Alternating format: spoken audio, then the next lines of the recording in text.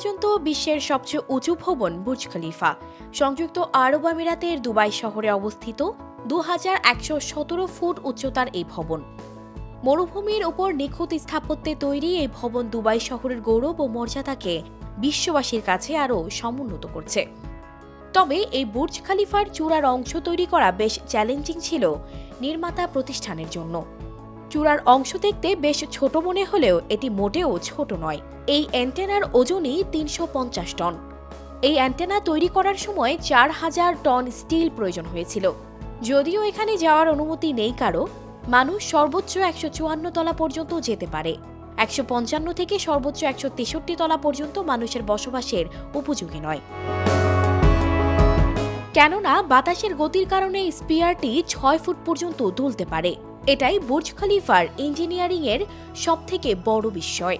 এই উপরের অংশ না থাকলে পুরো ভবন ঝুঁকিপূর্ণ হয়ে যেত এবং এর উচ্চতা 30% কমে যেত।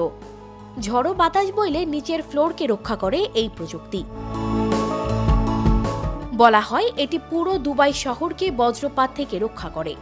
এটির ভেতরে একটি সেন্সর রয়েছে যা বজ্রপাতকে নিজের দিকে আকর্ষণ করে, আর এই স্পিয়ারের মধ্য দিয়ে মিলিয়ন ভোল্টেজ বিদ্যুৎ মাটিতে পৌঁছে যায়। বুর্জ খলিফার এই বজ্রদণ্ড দুবাইয়ের অন্যান্য ভবনকেও বজ্রপাতের হাত থেকে রক্ষা করে।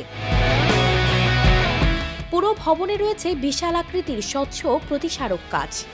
এসব কাচ অন্যান্য সাধারণ কাচের মতো নয়, এগুলো তাপ নিরোধক হিসেবে কাজ করে।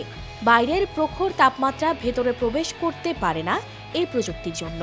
এই ধরনের কাজ সোলার প্যানেল হিসেবেও কাজ করে, ফলে ভালো পরিমাণ বিদ্যুৎ উৎপন্ন করতে সক্ষম এটি।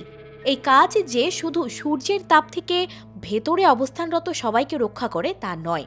বুর্জ খলিফার চূড়ার দিকে তাপমাত্রা থাকে মাত্র 6 ডিগ্রি সেলসিয়াস। এক্ষেত্রে শীত নিরোধক হিসেবে এটি কাজ করতে পারে।